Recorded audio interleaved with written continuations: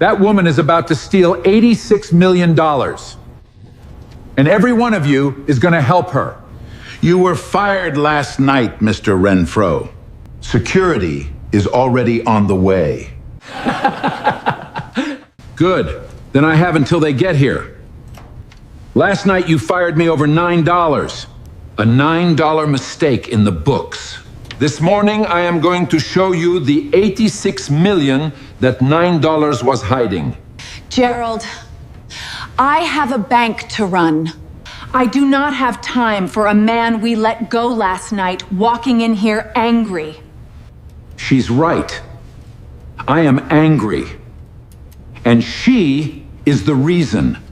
She just doesn't want you to know that yet. The clock said a little after 8.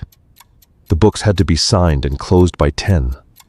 And the night clerk they had fired over $9 had, in another life, been one of the best financial crimes investigators this country ever put a badge on. 18 years catching people who hid money. 6 years mopping a bank floor at night, teaching himself not to look. This morning he was going to have to look up. A number that won't balance is a name you haven't found yet. He had spent 12 years not saying that out loud. He was about to find out what it cost.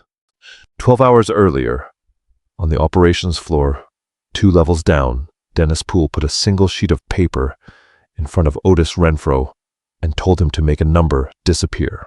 "It's $9, Otis." Poole was 44 and tired, and he had the particular impatience of a man who has been told by his own boss to close a thing tonight. The reconciliation is off by $9. It's been off by $9 for longer than either of us has been on this floor. Adjust it out, sign the pack, and go home. That is the entire job. That is not the entire job, Otis said. He did not raise his voice. He never raised his voice. The job is to reconcile. Reconcile means the two sides match because they are true, not because I force them to. If I book a $9 adjustment to make it balance, I am not reconciling. I am lying in ink, and I am putting my initials on the lie. It's $9. It's $9 every night. Otis opened the small notebook he kept in his shirt pocket and turned it so Poole could see. Page after page, in his own hand, one line each night, a date and a time, and the same figure circled in red. Same amount, same time in the cycle, same suspense account. Random error wanders. This one keeps an appointment. Errors do not keep appointments, Dennis. People do. Poole looked at the notebook for a second too long, and something crossed his face that was not an impatience. It was closer to fear. Then he closed the folder. "I need the pack signed and balanced by end of shift," Poole said. "If you can't do that, then I don't need you on this floor. Those are the two things that are true tonight. Pick one." Otis picked up his red pen. He set it down.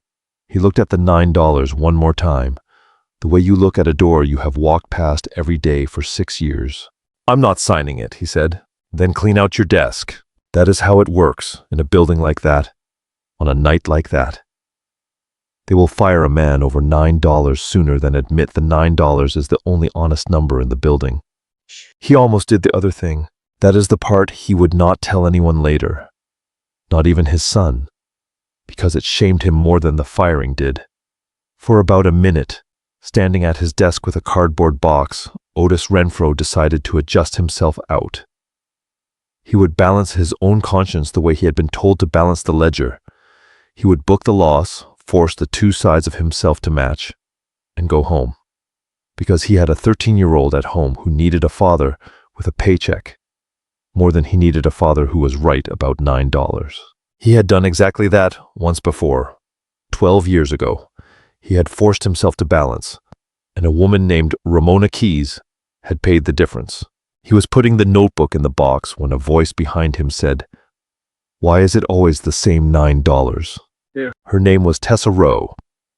She was 28, and she was junior internal audit, which on the org chart meant she was allowed to look at everything and change nothing, and she had been standing near the printer long enough to hear the whole thing. "You were reading over my shoulder," Otis said. "I read over everybody's shoulder. That's the entire job." She almost smiled when she said it, because she had heard him say the same words to Poole. $9, same time, same account. You wrote it in a book. Auditors dream about a book like that. Why did they just fire the one man in this building who keeps a book like that? Otis looked at her for a long moment. He had spent 6 years making sure no one asked him a real question. And here was a real question. And the tired part of him wanted to put it in the box with a notebook and leave. The other part of him picked up the red pen. I'm not going to tell you what it means, Otis said. If I tell you, you'll believe me or you won't, and either way, you'll have learned nothing. I'm going to show you how to see it, and then you're going to tell me what it means. Sit down. You just got fired. I've got nothing but time. He turned to a terminal that had not logged him out yet. How long do you have before somebody misses you? I'm junior audit at 11 at night, Tessa said, pulling up a chair. Nobody has missed me since I started. He did not lecture her. He asked her questions, one after another, the way you lead a person across a river by pointing at one stone at a time. Pull the reconciliation for this account for the last 30 nights, he said. Not the adjustments. The raw break before anybody balanced it. What do you see? $9 every night. What time does the break appear? She scrolled. Same time. Give or take a minute. Just after the overnight sweep. Good. Now do something the pack never does. Don't look at the $9. Look at the number the sweep moved right before the $9 showed up. The big one. The one everybody's eyes slide right past because it always nets to 0 by morning. She looked. Her scrolling slowed. Then it stopped. It doesn't net to 0, Tessa said slowly. It nets to 0 by 10 a.m. But between the sweep and 10 a.m., there's money sitting in suspense that isn't supposed to be there. A lot of it. It goes out, it comes back, and it leaves $9 behind like. She stopped, hunting for the word. Like what? Otis said. Like change, she said. Like somebody breaking a very large bill and pocketing the coins isn't the point. The $9 isn't the theft. The $9 is the friction.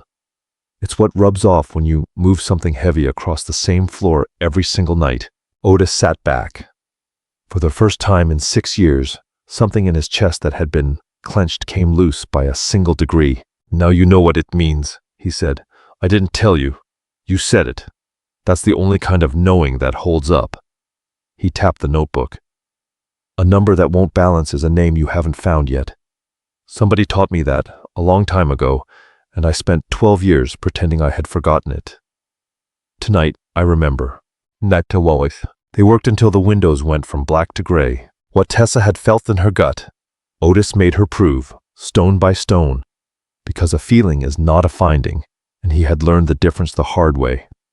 They pulled the suspense account back through the cycle. They watched the same large figure move out just after the sweep and come home just before the quarter close. Night after night, for longer than the notebook went back. Otis made her check 3 things before he let her believe any of it. Before you trust a pattern, try to break it, he said. If I am right, 3 things are true. The sweep that moves the money always posts before the $9 break, never after. The account it parks in is one nobody reconciles by hand, because a human eye would have caught this years ago. And the amount that moves is almost the same every night, within a rounding hair, because a whole does not grow, it just gets carried. Check all 3. If even one is false, I am a bitter fired man seeing ghosts, and you should go home and forget you met me. She checked all 3. The sweep always posted first. The account sat on the automated exception list, never once touched by a human being, and the amount, night after night, held within a few dollars of the same enormous figure. 3 for 3. You're not seeing ghosts, Tessa said quietly, and when they finally added up what was being moved and hidden and moved again, the number sat on the screen, and neither of them wanted to say it. $86 million, Tessa said anyway. There's a hole somewhere on this bank's books that is $86 million wide, and every night somebody walks money across it so that when the auditors and the regulators and the board look in the morning, the floor looks solid. And tonight is the last night of the quarter, Otis said. At 10 this morning, the books close. Whatever is sitting in that suspense account at 10 o'clock either got walked home in time or it didn't. If it did, the quarter looks clean, and this goes on. If it didn't, the whole shows, and everybody finally has to look at it. So we have until 10. We have until 10. He looked at the gray window. And I have to tell you, the part you're not going to like, because you're 28 and you still think the trouble is finding the truth. Finding it is the easy part. We found it in a night. The hard part is that nobody in that building wants it found, including some people who are not bad, and one of them fired me tonight for getting close to it. And they are all going to be in a room at 8 o'clock with better suits than either of us owns. She pulled his file before she believed him. She told him so later, because Tessa Rowe did not trust a man just because he was good with a ledger. I looked you up, she said, coming back from a terminal with a strange expression. Otis Renfro. You were not always a night clerk? No, financial crimes. 18 years. You ran investigations that are in the training manuals they made me read. There is a case with your name on it. That is the reason this bank even has a suspense account policy. She sat down slowly. What happened to you? And there it was, the question under all the other questions. And Otis found that after 12 years, the answer came out flatter and easier than he expected, which was its own kind of grief. You already found it, he said. You pulled my file, read me the last line, the reason I left. Tessa looked down at the record still open on her screen. She had skipped that line the first time. She read it now, quietly, resigned following an internal review he authored. Subject of the review, Analyst Ramona Keyes. She looked up. You reviewed her. I buried her. Otis did not soften it. 12 years ago, she found a break that kept an appointment, exactly like this one. She was right, and she was loud about it, and the bank did not want it found. So they sent the senior man to write that the junior woman was seeing ghosts. I had a mortgage and a marriage and a reason for every letter of the word error. And I signed it. And they walked her out. She never worked again. He looked at the notebook. That is why I am a night clerk. A man who did that to Ramona Keyes does not get to look up. I have spent 12 years trying to reconcile it. It will not balance, and tonight I finally stopped trying to adjust it out. Tessa did not say she was sorry. She was too good an auditor for that. She said the only thing that mattered. Then let's not do it to the next one, she said. He stepped away from the terminal for a minute, into the stairwell where the light was bad and the cameras were worse. And he called home even though he knew it was too late for anyone to pick up. Micah's voice came on the outgoing message, 13 years old, and cracking on the second syllable of his own name. And Otis waited for the beep. Hey, it's Dad. I'm going to be late. Later than late. There's a thing at work I have to finish. And I know I always tell you the work isn't important, and that's true about most of it. He was quiet for a second in the bad light. This part isn't most of it. There's a number nobody wants me to look at, and a long time ago I didn't look at one just like it, and somebody paid for that. And I've been sorry every day since before you were born, so I'm going to look at this one. You'd tell me to. You're a better man at 13 than I was at 40. Eat something that isn't cereal. I'll see you in the morning. He hung up and stood in the stairwell for a moment longer, and then he went back in, because a man does not get to leave a message like that and then go home and adjust himself out. He made his mistake at 4 in the morning, and it was the exact mistake a good man makes, which is why it hurt. He tried to do it the right way. He had spent 18 years believing in channels, in process, in the clean escalation of a true thing, up a chain to someone with the authority to act. He sat with the phone in his hand for a long time before he dialed. Long enough that Tessa asked him what he was waiting for. Long enough that he heard, somewhere far back in his own head, the small true warning that any investigator learns to hear, and any tired man learns to talk himself out of. Escalating inside the building meant the building would know. He knew that. He had watched it happen to other people, but he had also watched the system work, once or twice, in 18 years. and a man wants to believe the thing that lets him do the safe version of a brave act. I'm going to run it up the ethics line, he told Tessa. Clean escalation. It's how you're supposed to do this. You're supposed to, Tessa said carefully. Or you want to. He dialed anyway. He called the bank's internal ethics line and left a message. And then he made the call that actually did the damage. He called a man he had known years ago, a man now senior in the bank's finance group, a man Otis genuinely believed was honest, because he wanted one person on the inside to hear it from him before it became a war. He was honest. That was the trap.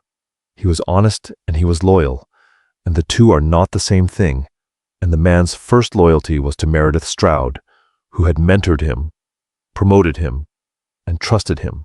So he did the honest thing. He picked up the phone and he called her, out of a sincere belief that a good woman was being accused by a bitter, fired clerk, and that she deserved to hear it first. By 5 a.m, the cycle changed.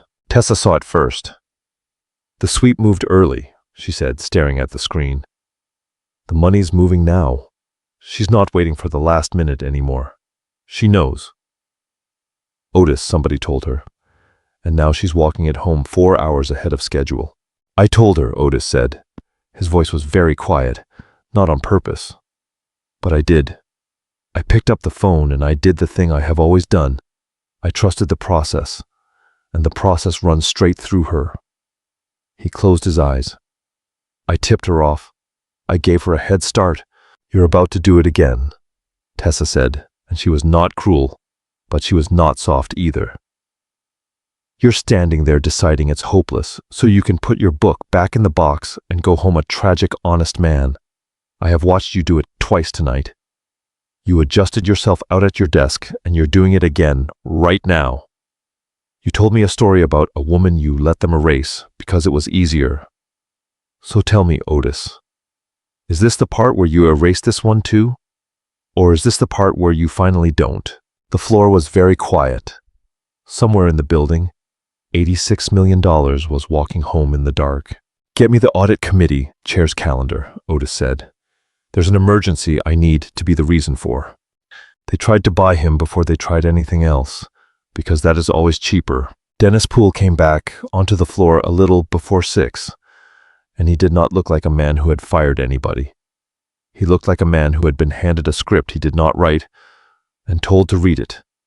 And he put a folder on the desk between Otis and Tessa and could not quite meet either pair of eyes. They want to make last night go away, Poole said. Full severance, 9 months. A clean reference that says you left for personal reasons. And a consulting agreement, paid, that starts today with a confidentiality clause. All you have to do is take the weekend, go home, be with your kid, and let the people whose job this is handle the close. That's the whole offer. It's a good offer, Otis. It's a better offer than they gave me, and I still work here. Who sent you? Otis said. Does it matter? It matters to you, Otis said gently, because he had been the man carrying somebody else's folder once, and he knew the weight of it. It should anyway. You knew about the $9, Dennis. You looked at my book and your face did a thing. You've known something was wrong on this floor for a long time, and they've been buying your weekends one at a time. And this is them offering to buy mine. That's what this folder is. It is the going rate for a man's eyes. Poole did not answer. He looked at the folder like it might apologize for him. Tell whoever sent you that I said no, Otis said. Not because I'm brave. I'm not. I almost took a version of this offer for myself an hour ago, standing at that desk with a box. But I took the quiet money 12 years ago, and it did not buy me a single peaceful night, and I am too tired to be that kind of tired again. The answer is no. Go home to your own family, Dennis. You look like a man who could use the reminder that you have one. Poole picked up the folder. At the door he stopped, and without turning around, he said the only true thing he had said all night. For what it's worth, you were right about the $9. I've known for 2 years. And then he was gone, and Tessa let out a long breath. That, she said, is the first time I have ever watched somebody turn down 9 months of severance. It gets easier, Otis said.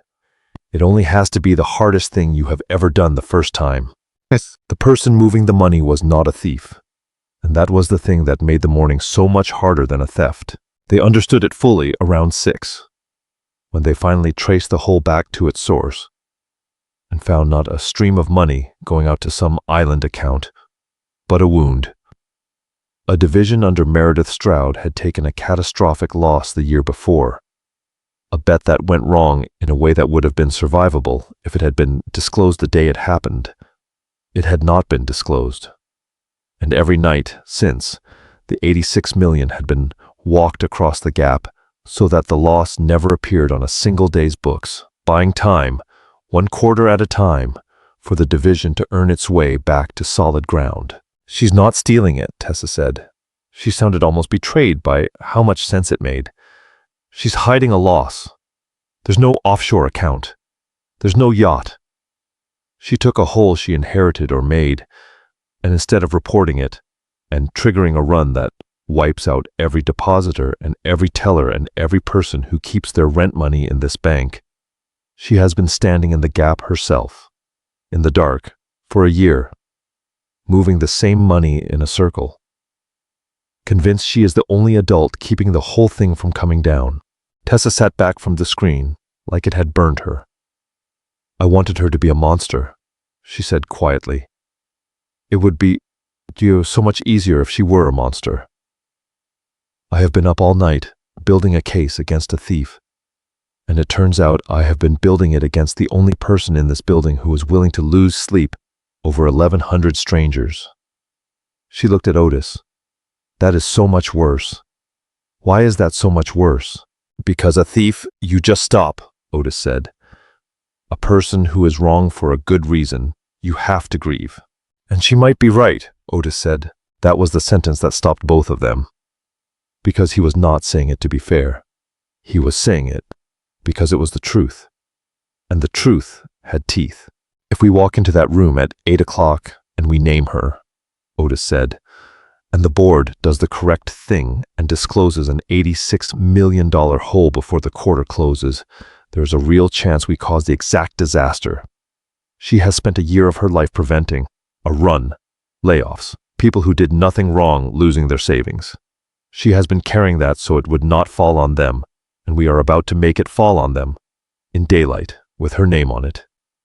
He rubbed his face. I spent 12 years telling myself I stayed quiet to protect people. She actually did it. That is the part I have to sit with. She is the villain of the story, and she is also the only person in it besides you who did a hard thing for a reason that was not about herself. Then what do? We tell the truth anyway, Otis said, because a lie that protects people is still a lie, and it always comes due. And the longer she carries it, the bigger the number gets and the worse the day is when it lands. $9 became 86 million because everybody kept deciding today was not the day to say it. Our job is not to pick a better lie than hers. Our job is to make today the day. He stood up. But we do it in a way that gives them a chance to land the plane instead of crash it. We don't hand a regulator a bomb. We hand the board a truth early enough with our own recommendation attached, and we let the people whose job it is to protect depositors actually do it. That is the difference between exposing her and helping. I have done exposing. It does not save anybody. This time I want to help. And if you're wrong, Tessa said, if we do it your careful way, with the recommendation and the regulator and the plan, and it still starts the run.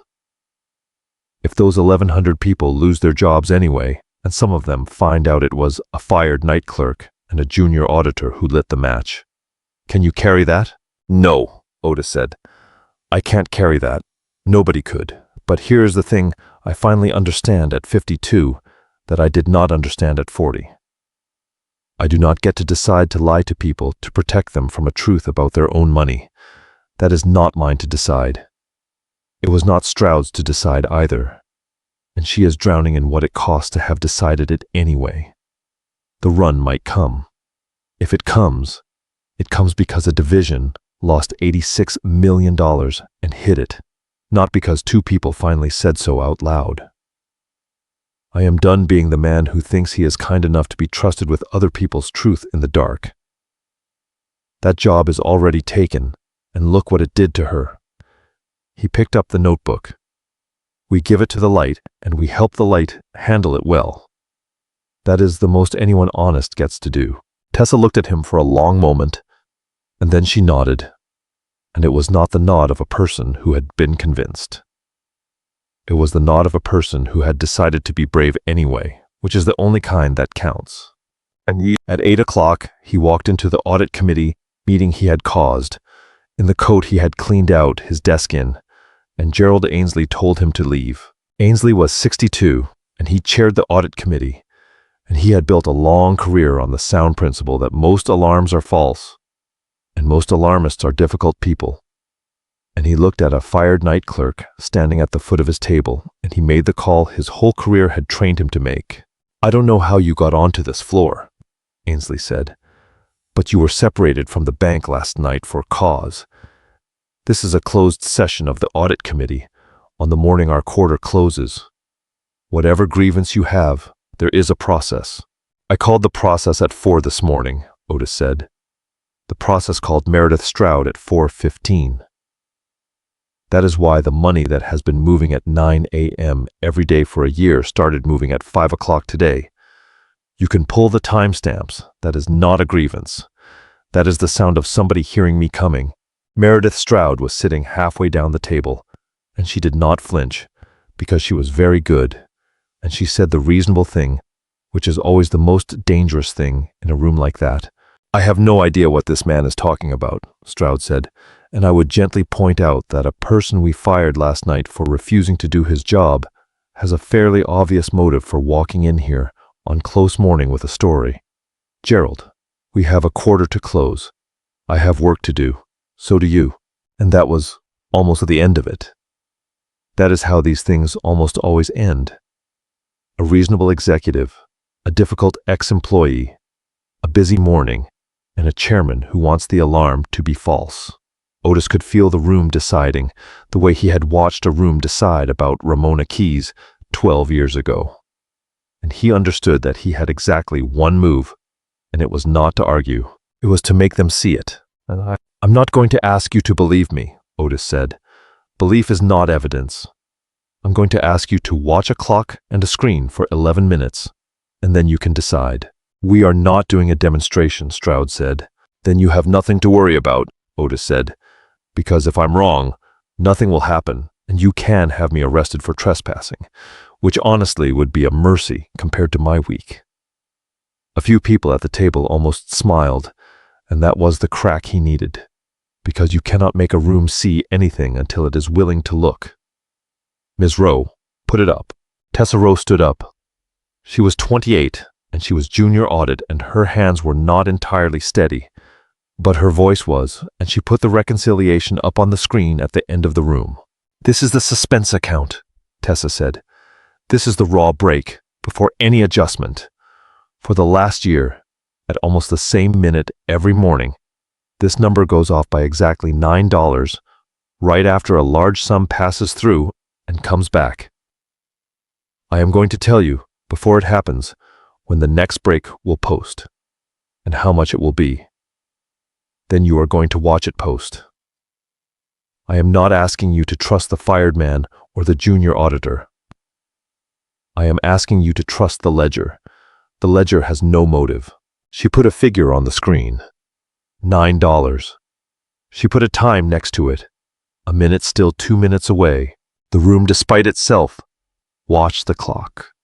It is a strange thing to watch 11 powerful people fall silent in front of a spreadsheet. For 2 minutes nobody spoke, but the room was not still. A woman near the head of the table, general counsel by the look of the legal pad she had stopped writing on, kept glancing from the screen to Meredith Stroud and back, doing a kind of arithmetic that had nothing to do with numbers. A younger board member folded his arms and let out a small sound of disbelief, the sound of a man who had already decided this was theater, and was annoyed at being made to sit through it. And 2 seats down from Stroud, a senior executive who had spent the meeting checking his phone had gone very still and had begun, in the cool of an air-conditioned boardroom, to sweat at the hairline. Gerald Ainsley, who had wanted very much for this to be a false alarm, found that he could not stop looking at the screen, and neither could anyone else, because Otis had done the one thing that turns a claim into a witness. He had made a prediction that the world itself would either confirm or deny out loud in front of everyone, with no way to fake it. "Watch the clock," Otis had said, and they watched the clock. "Watch the screen," he had said, and they watched the screen. "Watch it happen, and do not take my word for anything, because my word is worth nothing in this room, and the ledger's word is worth everything." The minute came, the overnight batch posted, and on the screen, in the reconciliation nobody at that table had ever once looked at, the break appeared. $9 at the predicted minute, to the cent. Nobody said anything for a moment. Then Gerald Ainsley said, very quietly, in the voice of a man watching the floor of his own building turn to glass, "Do it again." "It only does it once a night," Otis said, "but it has done it every night for a year, and every one of those nights is on the screen behind this one, and Ms. Rowe can walk you back through all of them. The $9 is not the problem. The $9 is the fingerprint. Follow it back, and it becomes 90. Follow the 90, and it becomes a large number, moving through a suspense account it has no business being in. Follow that number all the way down, and it becomes $86 million of loss that has been walked across this bank's books, in the dark, every single night, so that no single morning ever had to show it." He turned and looked down the table. And this morning, 4 hours early, somebody started walking it faster. You can see that on the screen, too. It is the only night in a year that broke its own schedule. Ask yourselves what would make a careful person suddenly stop being patient.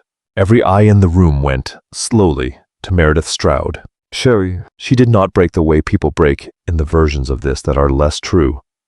She did not weep, or confess, or shout. She sat very still, and when she finally spoke, she spoke to Gerald Ainsley, and her voice was steady. And what she said was almost the saddest part of the whole morning. "If you disclose this before the close, you will start a run by this afternoon," Stroud said. "I have modeled it. I have modeled it every night for a year, which is more than anyone else in this room has done. Depositors pull out. The overnight funding dries up, and a bank that would have earned its way whole in 3 more quarters instead fails in 3 days. And 1,100 people who work here lose their jobs, and every small account in this institution takes a haircut it did not sign up for. I did not do this for me. There is no account with my name on it. I did it because I was the only person willing to stand in the gap and hold the roof up while we fixed the foundation. And this man," she looked at Otis for the first time, without malice, almost with recognition, "wants to be righteous in a way that gets a lot of innocent people hurt so that he can feel clean. I have met 100 of him. They always cost more than they save." And Otis Renfro, who had been called a great many things in 12 years of silence, absorbed that one, because there was enough truth in it to draw blood. "You might be right about the run," he said. "I won't insult you by pretending I ran your model. But you have made one mistake, and it is the same mistake I made 12 years ago, so I know it in my bones. You decided that because the truth is dangerous, you get to be the only one who holds it. You took a thing that belonged to 1,100 people and a board and a regulator, and you decided you alone were wise enough to carry it in the dark. That is not protection, Miss Stroud. That is just a nicer word for control. The roof was never yours to hold up alone. And the hole did not get smaller in the dark. It got to 86 million. He turned back to Ainsley. She is right that if you crash this, people get hurt. So do not crash it. You have a board, you have counsel, you have a regulator whose entire job is the orderly handling of exactly this. Bring them the truth now this morning with a plan, and you might land it. Leave it in the dark 1 more quarter, and the number is bigger, and the crash is worse, and the next person who finds the $9 might not walk into a room. They might walk into a newspaper, Gerald Ainsley made his choice at 9:40, 20 minutes before the close. And he made it for a reason that was not entirely noble, which is usually how the right thing actually gets done. He made it because he had watched a $9 number post on a screen at the exact predicted minute.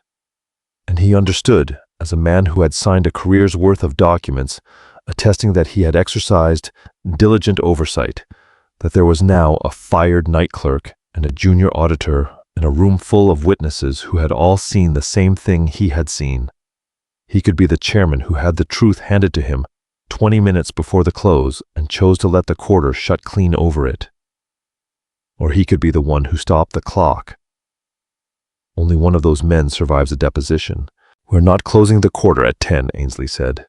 His voice was not steady, but the words were, "I am invoking an emergency hold. Counsel gets called before that clock hits the hour." We reverse the suspense entries back to the general ledger where they belong. We recognize the loss, and we do it with the regulator on the phone, not behind their back. The 86 million comes home to the books it came from, in daylight today.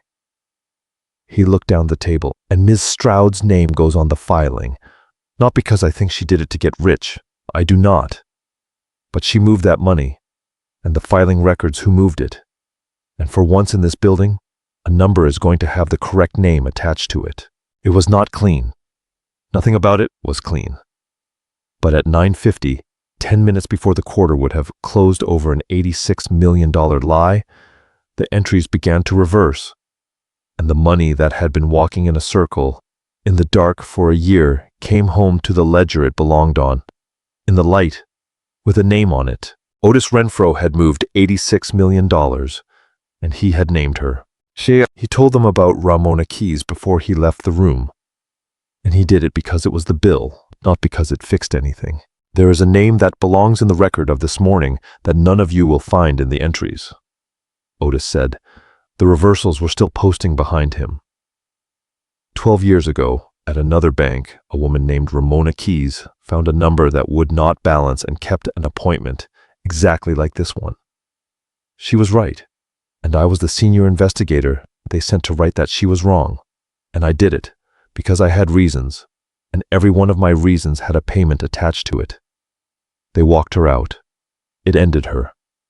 I have carried that for 12 years, and I have spent those 12 years down on the operations floor learning to adjust things out, because a man who has done what I did to Ramona Keys does not deserve to look up. He was quiet for a second.